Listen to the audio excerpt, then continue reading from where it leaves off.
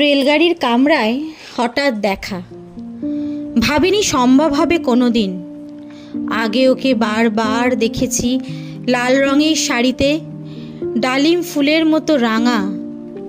আজ পরেছে কালো রেশমের কাপড়, আঁচল তুলেছে মাথায়, দোলন চাপার মতো চিকন গৌর মুখখানি ঘিরে।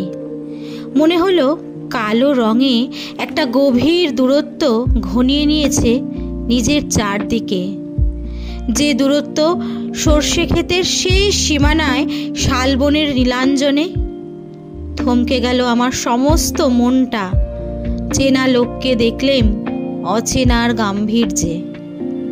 হঠাৎ খবরের কাগজ ফেলে দিয়ে আমাকে করলে নমস্কার। সমাজবিধির পথ গেল খুলে, আলাপ করলেম শুরু। কেমন আছো, কেমন চলছে সংসার ইত্যাদি। সে রইল জানলার বাইরের দিকে চেয়ে, যেন কাছের দিনের ছোঁয়াচ পার হওয়া চাহনিতে। দিলে অত্যন্ত ছোট দুটো একটা জবাব, কোনোটা বা দিলেই না।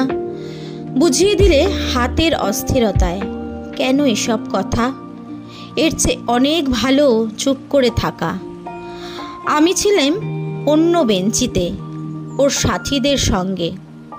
একসময় আঙুল নেড়ে জানালে কাছে আসতে, মনে হলো কম সাহস নয়। বসলুম ওর এক বেঞ্চিতে।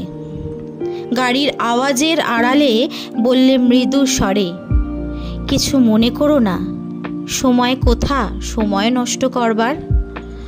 আমাকে নামতে হবে পরের স্টেশনেই, দূরে যাবে তুমি, দেখা হবে না আর কোনো দিনই। তাই যে প্রশ্নটার জবাব এত কাল থেমে আছে, শুনবো তোমার মুখে। সত্য করে বলবে তো? আমি বললেম বলবো।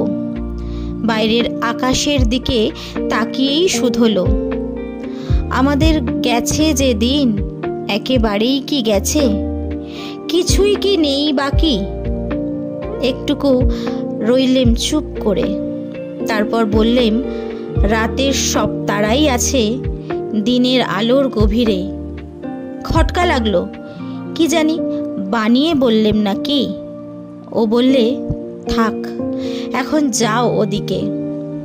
সবাই নেমে গেল পরের স্টেশনে, আমি চললেম একা। নমস্কার, এতক্ষণ আপনারা শুনছিলেন রবীন্দ্রনাথ ঠাকুরের রচিত হঠাৎ দেখা। পাঠিকা শ্বেতা পাল।